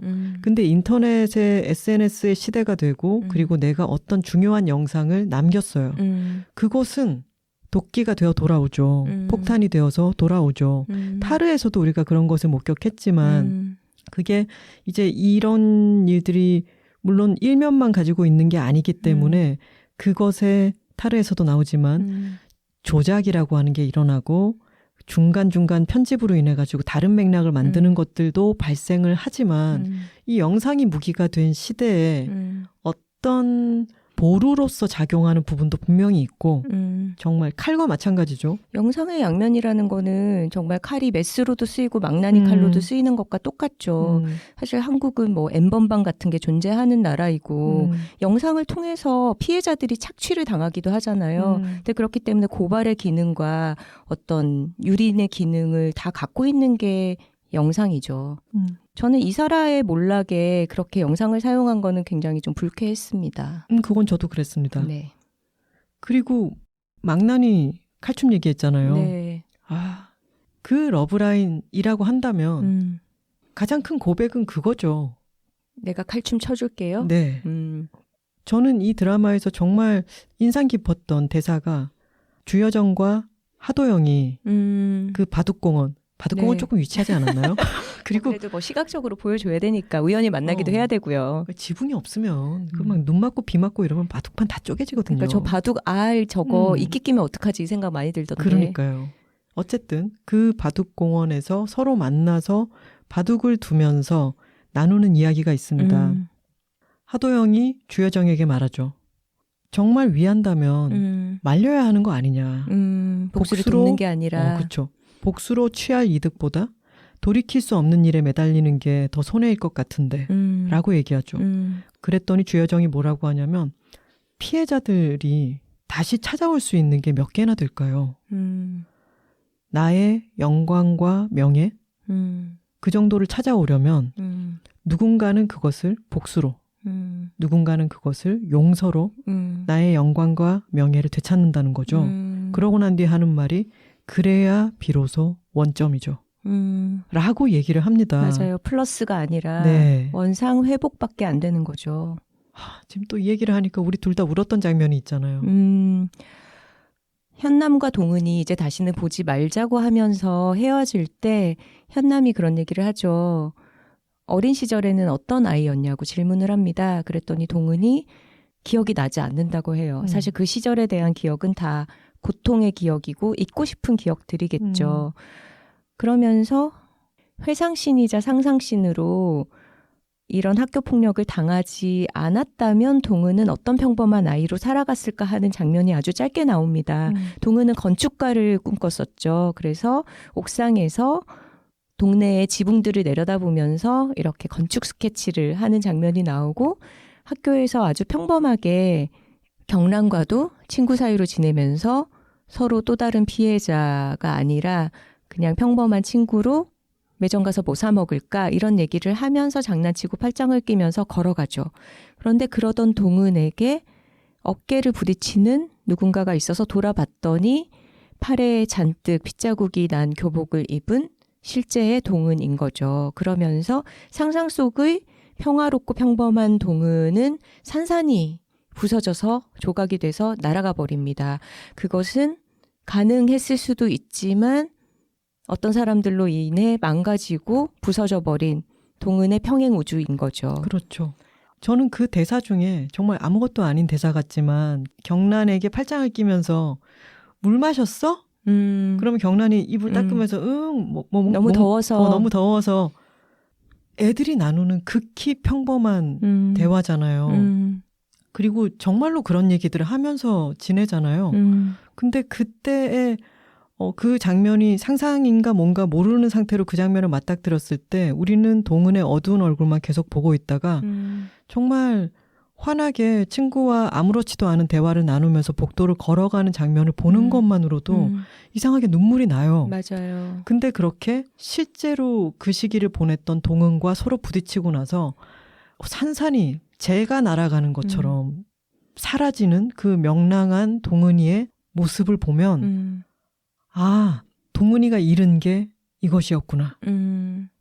이 악의 무리들이 잿더미처럼 불살라버린 게 바로 이것이었구나 라고 하는 걸 깨달으면서 그 순간이 진짜 너무 실제처럼 연출이 너무 잘 됐기 때문에 막연히 전국에 얼마나 많은 학교에서 이런 순간들을 잃는 사람들이 있을까라고 하는 게 순식간에 전해져 와요. 맞아요. 학교에서 혹은 가정에서. 다시 주여정과 하도영의 얘기로 돌아간다면은 지금 이 잃어버린 것을 가해자들은 나 몰라라 하고 있고 피해자는 어차피 되찾을 수가 없어요. 거기에서 나는 어차피 되찾을 수 없으니 용서를 함으로써 원점에 가느냐 아니면 그걸 복수를 함으로써 원점에 가느냐인데 지금 이 드라마는 복수를 통해서 원점에 가는 것을 충당시킬 굉장히 많은 이유들을 시청자들에게 전해주죠. 그래서 설득력을 가지죠. 근데 이 복수와 용서라고 하는 것이 아까 맨 처음에 지젤에 대해서 얘기를 할 때도 힐라리온에게 복수하는 게 있고 그래도 지젤이 용서와 더 큰 사랑을 통해 가지고 알브레이트를 살려내는 얘기를 했잖아요. 왜 렉스 탈리온이라고 탈리오의 법칙 눈에는 눈, 이에는 이 우리 많이 들어봤잖아요. 네. 함무라비 법전에도 새겨져 있다고 하는데 이것이 받은 대로 되갚아준다라고 하는 뜻은 맞지만 받은 대로만 되갚아라라는 뜻이래요. eye for an eye. 그러니까 너 눈 하나 잃었으면 너도 눈 하나 뽑아라 인 거죠. 이를 하나 부러뜨렸다고 상대의 팔을 부러뜨리지 말라는 거죠. 그래서 적합한 정도로만 복수를 해라라고 하는 가이드라인이기 때문에 일종의 진보였대요. 그 당시에는. 근데 이 말은 복수의 속성을 보여줍니다. 복수는 사실은 끝나지 않거든요. 이거는 극이기 때문에 우리가 카타르시스를 느끼면서 끝나요. 하지만 복수라고 하는 것은 복수를 받은 상대에게 다시 한번 원한을 일으키죠. 내가 이걸 되갚아줘야겠다. 누구 한쪽은 어쨌든 용서를 해야 이 모든 복수극은 끝이 나는 거잖아요. 인생은 그렇지만 우리가 극에서까지 저는 이 극에서 어느 순간 문동은이 용서하기를 바라지 않았거든요. 끝까지 복수를 완수하기를 바랬어요. 이 드라마가 고전적인 복수극의 형태를 갖고 그걸 끝까지 밀어붙여서 딱 여기서 끝낸 게 아주 완성도 높은 디저트를 먹은 것 같달까요? 그런 생각이 들었습니다. 네. 이게 카타르시스의 효과겠죠? 네. 원점이라는 개념을 얘기를 하다 보니까 재미있는데 하도영도 복수를 해서 얻을 게 없지 않느냐 이렇게 얘기를 하잖아요. 그리고 박연진의 어머니인 홍영애는 문제가 일어났을 때 해결책은 뒤에 있지 않아. 앞으로 가야 돼. 이런 식의 대사를 하죠. 근데 하도영이나 홍영애가 그렇게 말을 할 수 있는 거는 이들은 가진 자들이기 때문이에요. 절박하지 않은 거예요. 그리고 문제를 해결할 수 있는 자원이 많이 있죠. 그런데 절박한 피해자들 그리고 복수를 이뤄낼 만한 어떤 힘이나 재력도 없는 사람들에게는 가진 게 용서하지 않는 것밖에 없어요. 제가 재밌게 봤던 부분이 이제 현남의 남편이 죽잖아요. 근데 그거를 동은이 직접 죽여주는 게 아니라 여러 가지 상황을 세팅을 해서 연진의 어머니 차가 현남의 남편을 치게끔 만들죠, 상황을.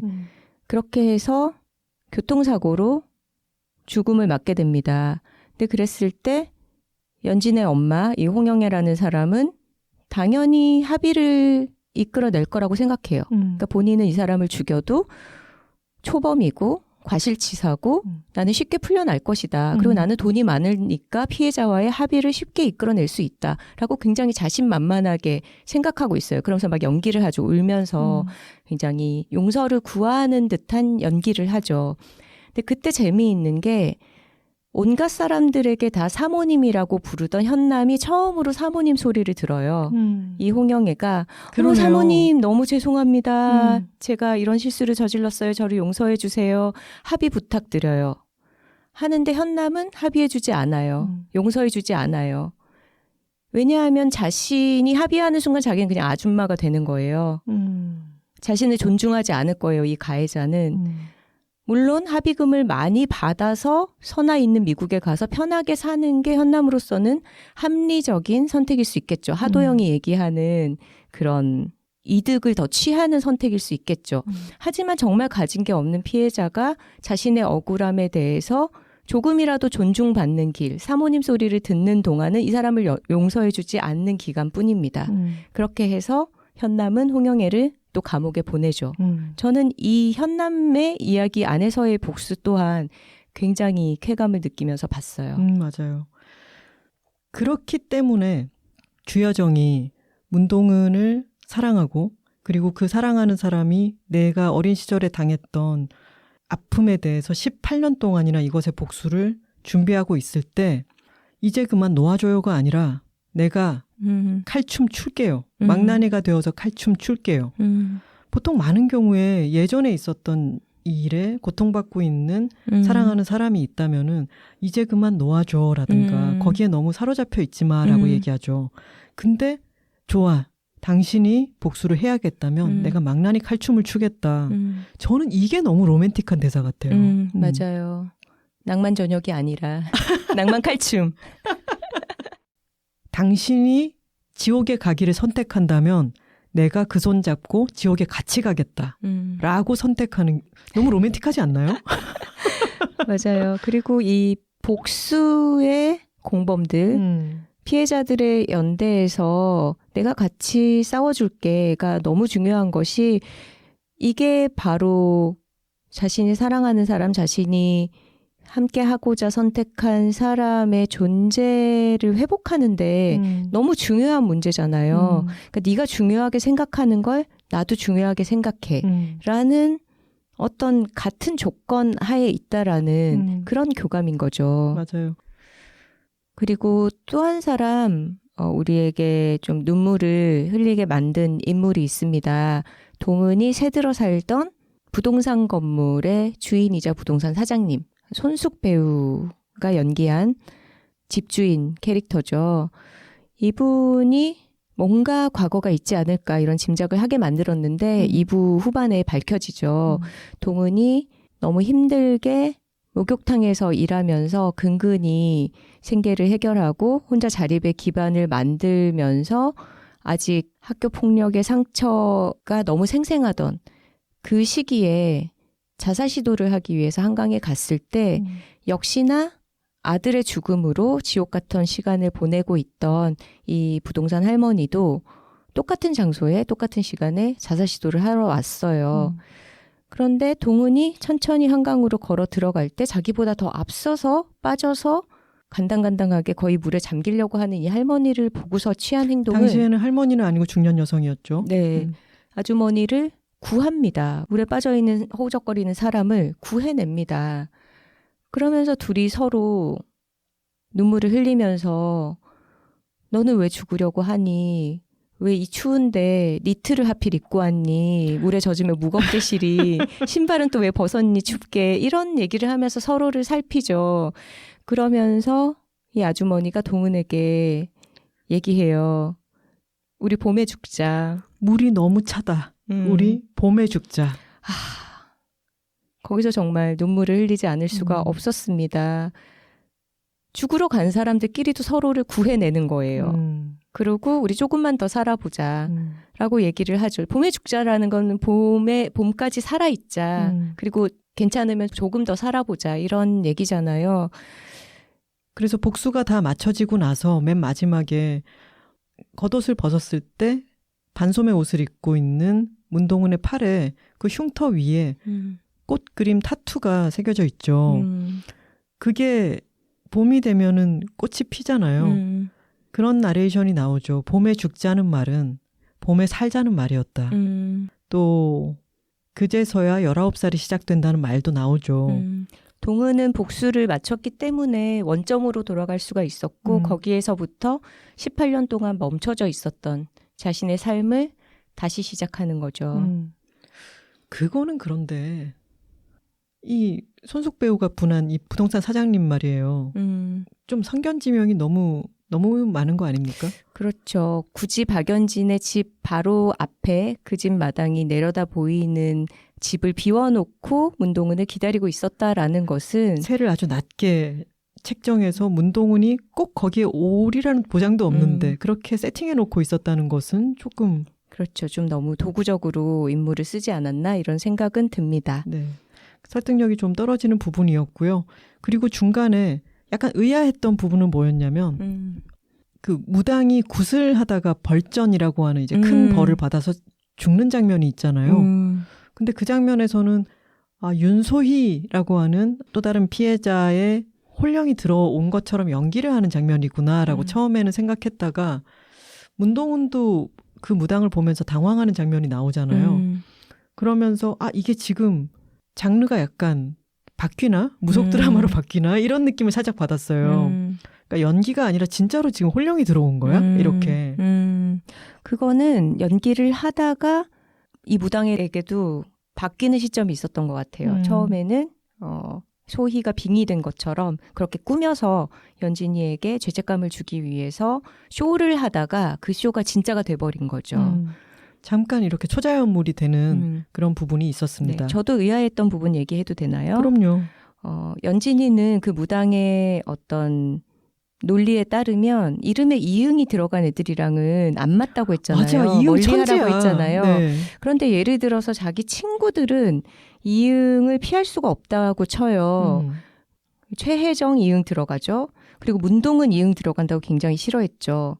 그런데 재미있는 것은 자기 남편인 하도영도 이응이 2개 들어가요.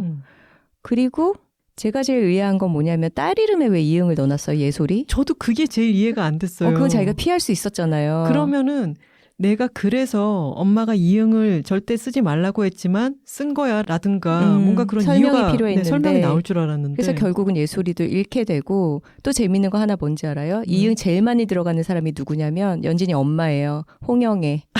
이응 천지.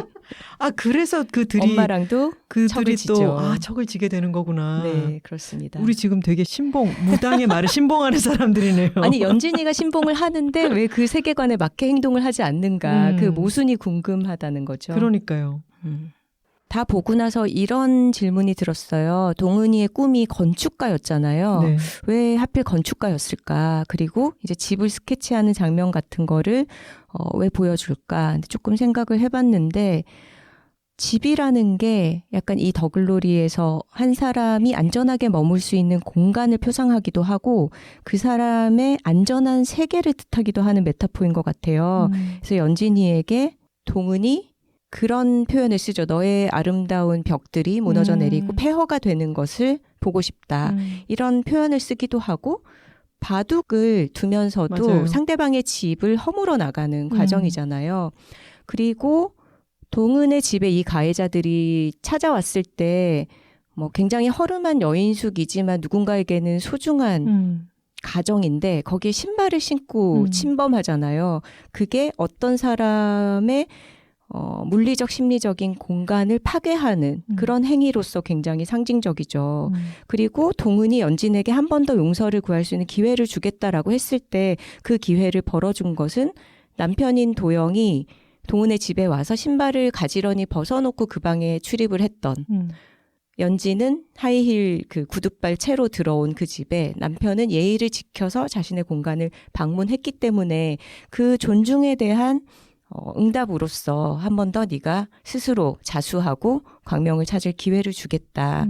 이런 식의 얘기를 하죠. 그래서 집이라는 게 이 드라마에서는 아주 중요하고 동은이 복수를 마치고 나서 건축과의 대학원에 진학을 해서 공부를 시작하는 거는 이제 원점을 회복했기 때문에 자신의 세계를 건설해 나갈 수 있는 어떤 새로운 시작을 출발한다. 그런 의미가 아닐까 싶었습니다. 맞아요. 집은 이 드라마에서 아주 중요한 모티프로 쓰였는데 주여정은 이사를 좀 가야 돼요. 집이 일단 단열이 너무 안 되고 다 유리로 돼 있으면 거기서 살기 힘들어요. 비 올 때 빗소리가 이제 발포 비타민 같다. 이런 장점 한 가지밖에 없죠. 네, 지금까지 피와 복수와 공범과 카타르시스가 있는 망나니 칼춤. 넷플릭스 16부작 드라마 더 글로리에 대해서 이야기를 나눠봤습니다. 댓글 소개 시간인데요. 오늘 아주 중요한 공지사항이 하나 있습니다. 하나 씨. 네. 여둘톡이 처음 시작한 게 언제죠?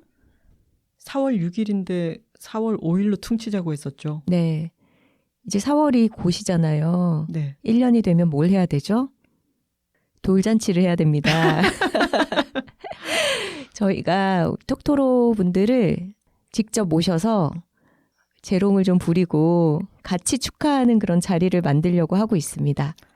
네, 날짜는 만우절입니다. 4월 1일이고요. 오후 3시 마포중앙도서관에 있는 마중홀에서 공개 방송을 할 예정입니다. 네. 좌석이 한정되어 있어서 많은 분들을 모시지는 못하는데요. 저희가 이날 녹음을 해서 4월 4일에 방송될 여둘톡에 어떤 행사를 치렀는지 여러분들도 다 들으실 수 있게 할 예정이니까요. 해외에 계신 톡토로들 너무 아쉬워하지 말아주시고 좌석이 한정되어서 예매를 못하시는 분들도 나중에 같이 들으실 수 있다는 점 알려드립니다. 3월 21일 방송 편에서요. 저희가 어떻게 티켓팅을 하시면 되는지 공지를 드리겠습니다. 네. 일단 4월 1일 오후 3시에 시간을 비워달라는 말씀을 오늘 드리는 거고요. 구체적인 신청 방법은 다음 주인 3월 21일에 다시 알려드리도록 하겠습니다. 또 하나의 공지가 있는데요. 저희가 이렇게 1주년 공개 방송을 실현하는데 스포티파이에서 후원을 해주시기로 했어요. 그리고 스포티파이에 이제 소통 기능이 생겼습니다. 그래서 여러분들이 댓글을 남기시면 저희가 볼 수 있어요. 스포티파이를 사용해 보신 분들은 인터페이스도 깔끔하고 음악과 팟캐스트를 오가면서 듣기가 아주 편하다고 많이들 느끼실 텐데요. 여기에서도 댓글 많이 남겨주시면 저희가 또 방송에서 소개도 할게요. 플레이를 하시는 동안 밑에 이 에피소드가 어땠냐라고 하는 질문이 떠 있어요. 거기를 눌러서 댓글을 달아주시면 됩니다. 댓글 소개 시간입니다. 광고와 사연은 w2talking w 숫자 2 talking @gmail.com으로 보내주시면 됩니다. 저희가 여둘 애들을 통해서 광고를 했던 여러 업체의 대표님들이 계시잖아요. 네. 또는 그 브랜드의 담당자님들이 계시고 그분들이 단톡방을 만들었대요. 네. 그래서 그분들끼리도 어떤 의견이나 안부를 교류하는 그런 장이 생긴 거죠. 네, 좋네요. 저희 4월 1일 행사에도 여둘 애드의 지금까지의 광고주 분들을 초대하려고 지금 연락을 드리는 중입니다. 팟빵에서 김도기님의 댓글입니다. 케이트 블란쳇이 나온다고 해서 무슨 내용인지도 모르고 이 언니가 여기서는 얼마나 무지게 나왔을까 하고 무작정 봤는데 보고 나서 뭐지? 이 불친절한 영화는? 당황스러웠다가 작가님들 설명을 들으니 이해가 쏙쏙 됐습니다. 영화를 다시 보게 된다면 더 재밌게 볼 수 있을 것 같아요. 그리고 클래식 알못인데 클래식 이야기도 재미지게 잘 들었습니다. 배탈 투혼 발휘해 주신 선우 작가님 감사합니다. 역시 12년 개그는 대단해요. 여성의 날도 축하합니다 하셨네요. 선우 씨 배탈은 어떻게 됐나요? 배탈은 한 이틀 정도 앓고 나서 나았고요.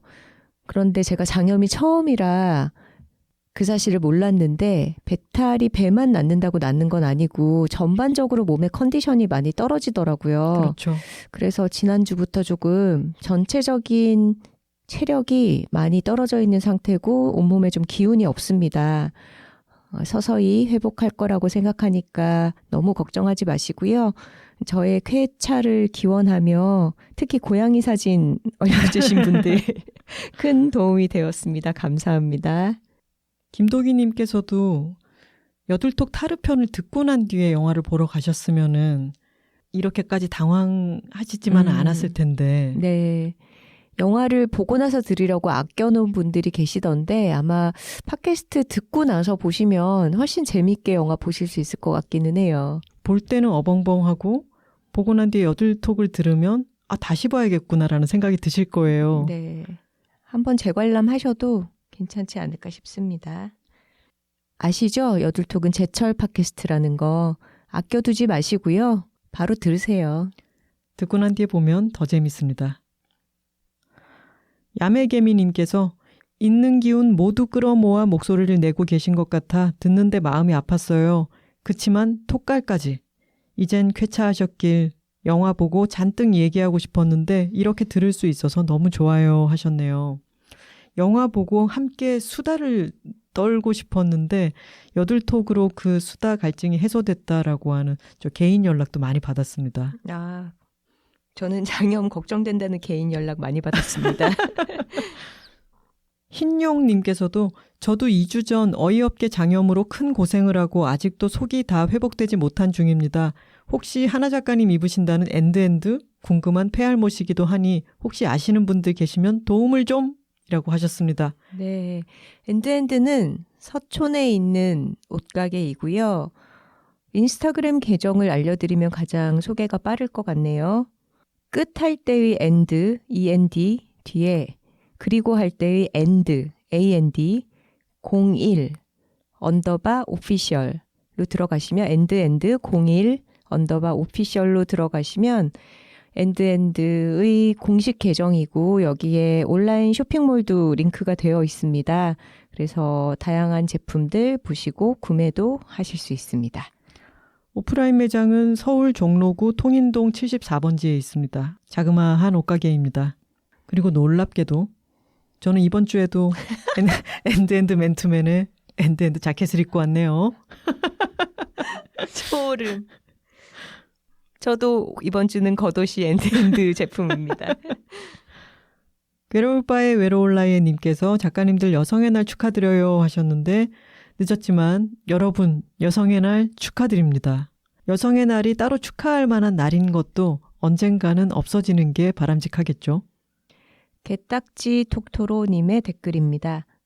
부끄럽지만 여성의 날이 정확히 언제인지 모르고 있었어요. 이번 화 듣고 이제는 절대 잊지 못할 것 같습니다. 감사해요.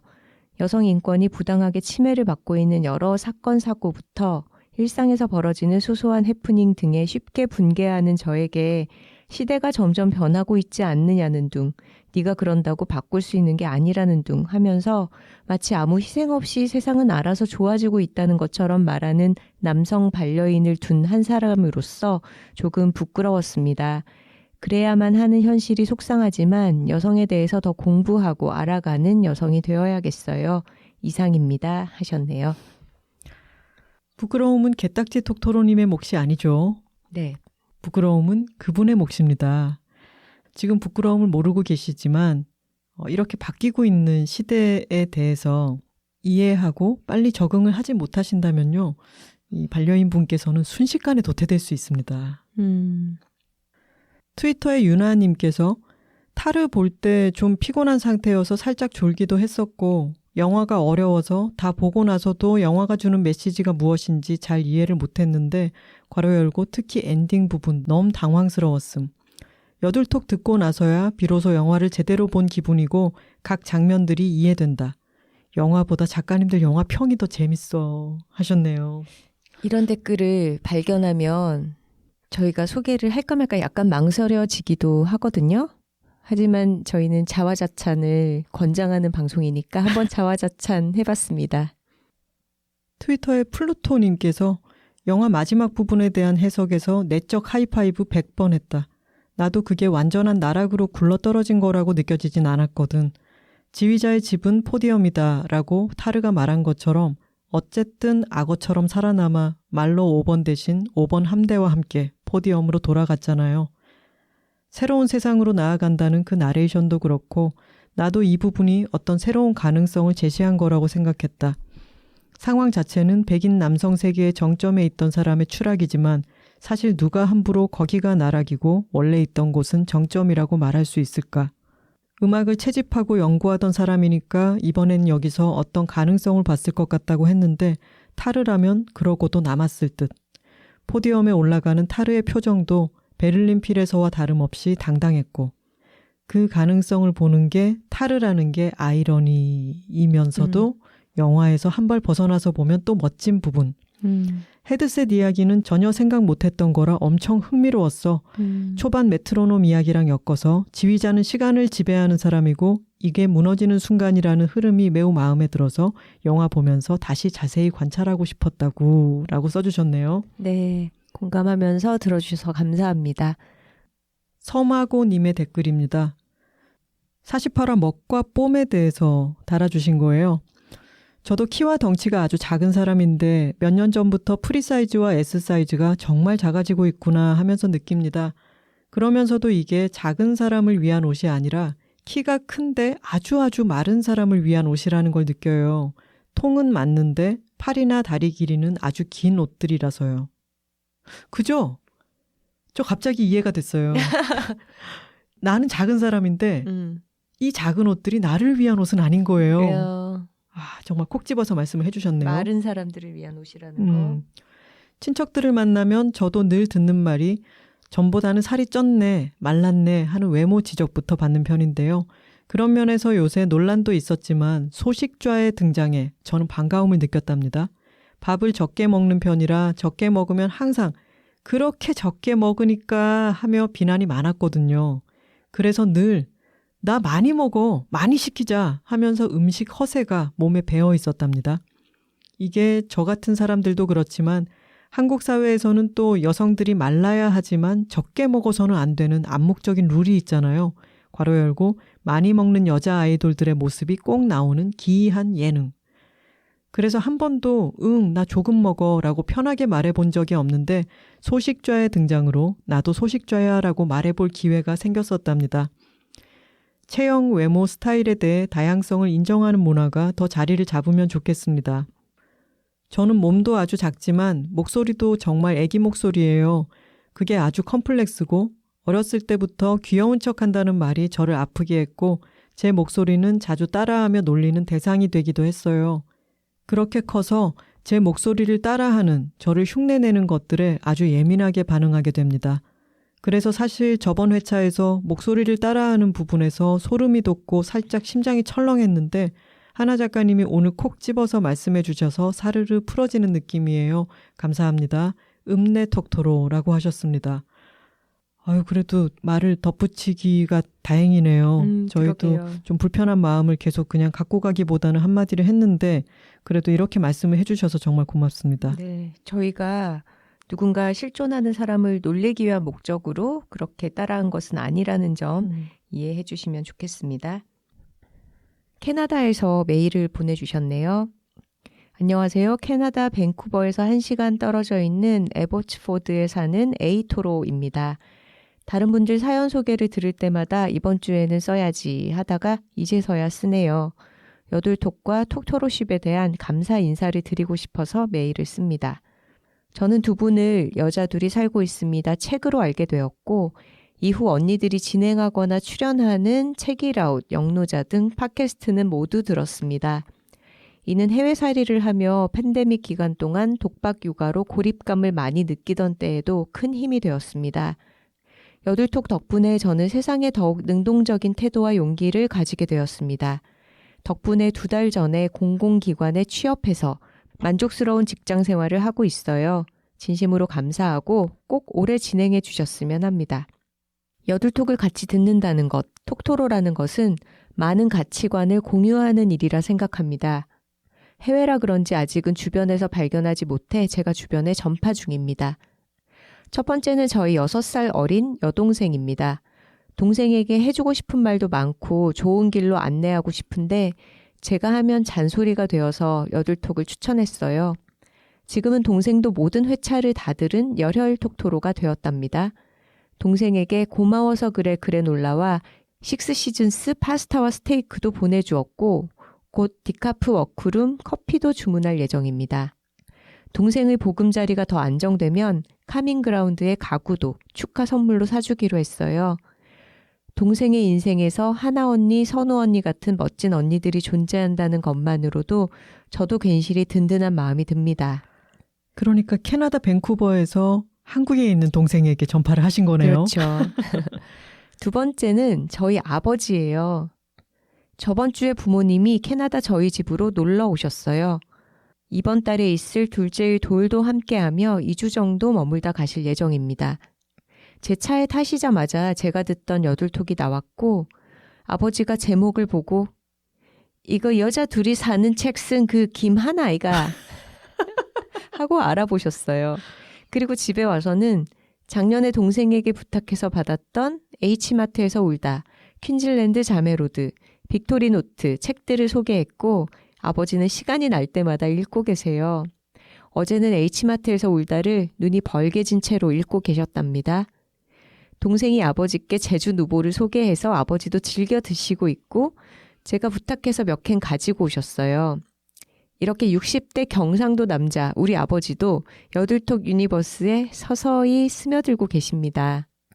아버지 폰으로 팟빵 어플을 받아서 팟캐스트 세상으로 초대했고 아버지도 좋아하셔서 저도 기쁩니다.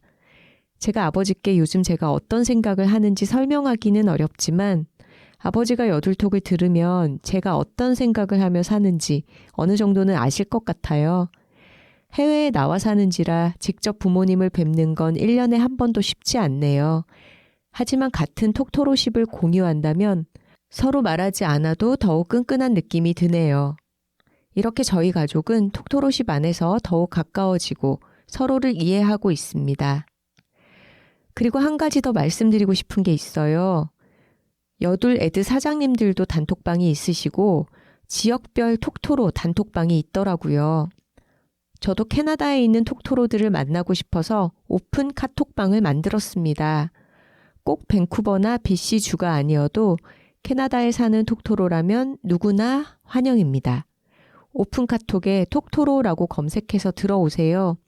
해외 생활하는 톡토로들은 다 아시겠지만 해외에 있다 보면 친구 만들기가 참 쉽지 않고 비슷한 가치관을 공유하는 사람을 만나는 것은 더더욱 어렵네요. 가능하면 소개했던 책이나 영화도 같이 보고 이야기 나누고 싶어요. 항상 건강하시고 다시 한번 언니들과 이 팟캐스트의 존재에 감사 인사드리며 이만 줄입니다. 사랑합니다 언니들 하고 하트를 3개 쏴주셨습니다. 야, 60대 경상도 남자 아버님. 아, 근데 저 이 부녀 관계가 너무 부럽네요. 남자 아버님일 수밖에 없죠, 아버님은. 그러네요. 아빠와 여둘톡을 함께 들으면서 톡토로십을 공유하고 계시다니. 그러게요. 와, 너무 멋집니다. 혹시 여러분들 중에서도 어머니 아버지께 직접 나의 일상이나 내가 요새 좋아하는 것들 뭔가 그런 걸 얘기하기는 쑥스러운데 약간의 공유하는 대화 소재가 있었으면 좋겠다 하시는 분들은 여둘톡을 추천해봐 주셔도 좋겠네요. 그리고 남토로님들이 많이 계시고 이 남토로님들의 연령대도 정말 다양해요. 그러니 부모님께도 한번 추천해봐 주셔도 괜찮지 않을까 싶습니다. 네. 네, 장사롱 사장님께서 메일을 보내주셨습니다. 저 요새 머리 예쁘다는 얘기를 많이 듣고 있습니다. 안녕하세요, 장사롱입니다. 두 분 작가님들 덕분에 여둘 애드가 방송이 되고 나서 손님이 부쩍 많아져서 열심히 일하고 있답니다. 두부와 지동이를 안고 머리를 하시다가 무지개 다리를 건넌 강아지들이 생각난다고 말씀해 주시는 분들이 몇 분이나 계셨어요. 재미난 인스타툰을 만들어 주신 분도 계시고 단골 분들이 방송을 들었다고 말씀해 주시기도 하고 하루하루 더 재미나게 일하고 있어요. 요즘 처음 오시는 분은 거의 톡토로 분들이라서 여둘톡 듣고 오셨어요? 라고 물어보면 어떻게 하셨어요? 놀래시는데 사실 들어오실 때부터 알게 되는 이유가 있어요. 보통 처음 오시면 들이대는 강아지들 때문에 좋기도 하지만 놀래기도 하시거든요. 하지만 톡토로 분들은 너구나 라는 표정으로 아주 편안히 입장하세요. 너구나. 저는 미용사와 손님은 결이 맞아야 한다고 생각해요. 잘하고 못하고는 나랑 맞느냐 안 맞느냐의 문제 같아요. 누군가에게 최고의 미용사가 누군가에게는 최악이니까요. 12년 운영을 하면서 흔한 포털 광고도 안 했었는데 그렇게 무작위의 사람들에게 홍보할 필요가 없다고 생각했거든요. 여둘톡을 들으면서 이곳이 내가 홍보할 곳이다. 나와 결이 맞는 분들에게 알릴 수 있겠다 해서 여둘애들을 신청하게 되었었습니다. 자화자찬이 어려운 사람이라 선뜻 신청할 수는 없었지만 몇 달을 듣다 보니 조금은 세뇌가 되었나 봅니다. 제가 대충 설명드린 이야기들을 너무 잘 풀어서 말씀해 주신 두 분께 그리고 여둘톡을 믿고 방문해 주시는 톡토로 분들께 깊은 감사를 드립니다 하셨네요. 저희가 여둘애드 하면서 참 보람찬 순간이 이럴 땐 것 같아요. 편안하게 예쁜 머리를 하고 싶은 분들과 자신과 결이 맞는 손님들을 늘리고 싶은 사장님과 이렇게 만나게 해주는 어떤 다리가 되는 거잖아요, 저희가. 그게 이루어진 것 같아서 너무 기쁘고요. 얼마 전에 장사롱에서 머리를 볶아치셨다는 톡토로 분의 메일이 왔잖아요. 맞아요. 그런데 무슨 사고인지 내용이 중간에 뚝 끊겨 있었어요. 머리를 볶아쳤답니다. 뚝. 이런 식으로 꾸며져 있었어요. 네, 그래서 처음에 이제 빌드업 하는 내용만 나오고 어떻게 머리를 하셨다라는 결론이 없어서 좀 궁금했었는데 이 유주 톡토로 님도 히피펌을 장사롱 가서 했다라는 내용의 메일이 도입 후에 아주 조금밖에 안 왔다는 거 알려드리며 이후에 후기를 한번 다시 보내주셔도 좋겠습니다. 선우 씨가 이런 메일 받을 때 기쁘다라고 했는데 저의 기쁨 포인트는 또 하나 더 있어요. 뭔지 뭐죠? 알아요? 자화자찬이 어려운 사람이었는데 몇 달 듣다 보니까 세뇌가 되었나 봅니다. 그래서 예전에 나였으면 못할 것도 한번 용기 내어 해봤다. 저는 이런 걸 들으면 너무 좋아요. 맞아요. 이런 게 뭐죠? 톡토로십이죠. 그렇죠. 적토로님께서 메일 보내주셨습니다. 작년에 서울에서 서토로로 인사드렸는데 이제 적토로가 되었습니다. 아, 이분이 바로 파워를 종교적 챈트 같다고 말씀해 주신 분이군요. 몇 개월 사이에 제게는 참 많은 변화가 있었습니다. 남편의 해외 발령으로 적도의 한 나라로 이사하게 되었고 미친 더위와 습도, 도마뱀, 쥐 및 각종 벌레들, 만만디 정신과 딸아이의 학교 입학 등 지금까지 이런 퀘스트는 없었다 정도였답니다.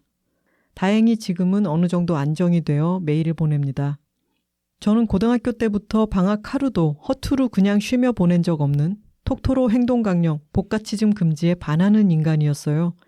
대학교 때는 4년 내내 취업 걱정에 청춘을 온전히 즐기지 못한 것 같고요. 졸업 후부터 지금까지 어찌저찌 운이다 큰 어려움 없이 직장을 몇 번 옮겨가며 일해왔어요. 그 와중에 몇 달 전 이곳으로 오고 나니 오로지 가게를 돌보는 일이 제 할 일이라는 것이 도무지 적응이 되지 않는 거예요. 집안일이 무가치해서라기보다는 집에서 여유 부리고 있어도 될 정도로 시간이 남는 것 자체를 불안해했던 것 같아요. 딸아이 입학도 전에 취업 사이트를 들락거릴 정도로 조바심을 치기도 했죠. 그 사이 친정엄마가 잠시 왔다 가셨는데 교직에 근 40년을 몸담고 3년 전 퇴직하신 엄마는 모든 것에는 때가 있고 지금 가장 우선순위를 두어야 할 일은 급작스런 환경 변화에 혼란스러워할 딸아이를 잘 보살피고 보듬어주고 도와주는 것이라고 이제껏 열심히 살아오지 않았느냐 지금을 즐기라고 말씀하시더군요. 늘 저 잘난 맛에 엄마에게 훈계질이나 하며 살아온 제게 전혀 다른 생각의 프레임을 던져준 한마디였어요. 그리하여 집안을 잘 꾸려가는 일을 저의 돌봄과 작업으로 삼기로 했습니다. 노동과 육아가 한 번에 해결되는 일이라니 너무나 짱인 것입니다. 대신 이것이 나의 잡이 되었으니 직장인 정체성으로 임하게 되었죠. 아이 학교에서 봉사할 사람 손들라고 하면 극심한 아웃사이더 성향 던져버리고 일바따로 참여도 하고 학교 운동회에서 달리기 할 사람 나오라고 하면 신발 벗어던지고 나가기도 하고 같은 반 외국 엄마에게 경쾌하게 하이도 한 번 더 외쳐본답니다. 이런 저를 보고 신랑과 저희 엄마 모두 놀랄 노자 혀를 내두릅니다. 부모는 역시 대단한 건가 보다 하고요.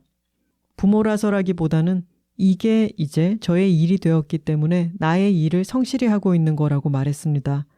아이를 키우다 보면 사랑만으로 되지 않는 일들이 상당히 많더라고요.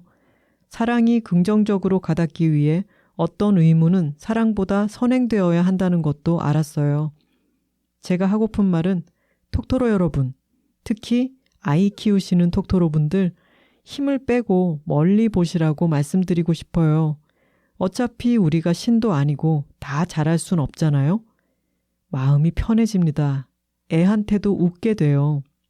여들톡 들으면 제가 한 인간으로서는 부족했지만 부모가 된 이상 고쳐먹어야 할 생각과 행동들을 많이 깨닫게 되어 감사해요.